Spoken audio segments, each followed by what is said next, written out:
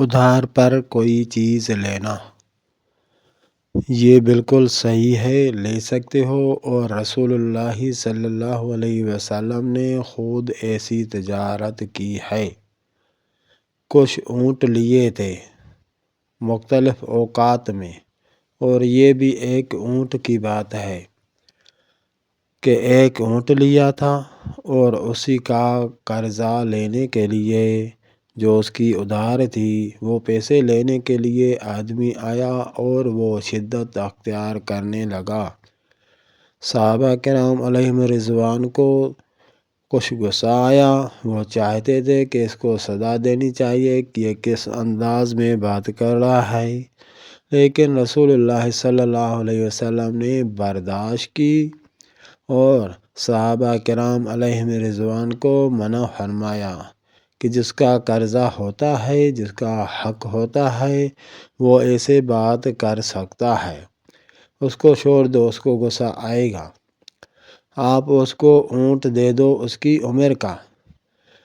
صحابہ کرام علیہم رضوان نے عرض کی، یا رسول اللہ، اس عمر کا اونٹ نہیں ہے، یعنی وہ شاید کوئی کم عمر کا اونٹ تھا، تو رسول اللہ صلی اللہ علیہ وسلم نے اسی سے بہتر اونٹ دیا اسی کو۔ صحابہ کرام کو فرمایا کہ زیادہ دے دو، زیادہ عمر والا اونٹ دے دو۔ زیادہ عمر کا مقصد یہ نہیں ہے کہ بوڑھا اونٹ دے دو، لیکن جس کی وہ چھوٹا تھا یہ بڑا ہوگا تو اس کی قیمت بھی بڑی ہوگی،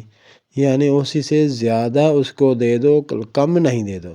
ایسے نہیں کہ کسی سے بھینس لے لو، آپ اس کا دودھ وغیرہ نکال کے پھر اسی کو واپس کر دو، بھائی یہ بھینس آپ کی، ایسے نہیں، اسی کو بڑھا کے دے دو، پھر آپ کو ثواب ملے گا اور یہ व्यापार آپ کے لیے جائز ہوگا۔ اگر آپ اس میں کوئی بےایمانی کرو گے یا بدمعاشی کرو گے، یعنی قرض تو اس نے لینا ہے، بھائی لیتے ہو تو صحیح ہے، نہیں تو بس، تو وہ تو اللہ تعالیٰ کے ہاں آپ کو حساب دینا پڑے گا،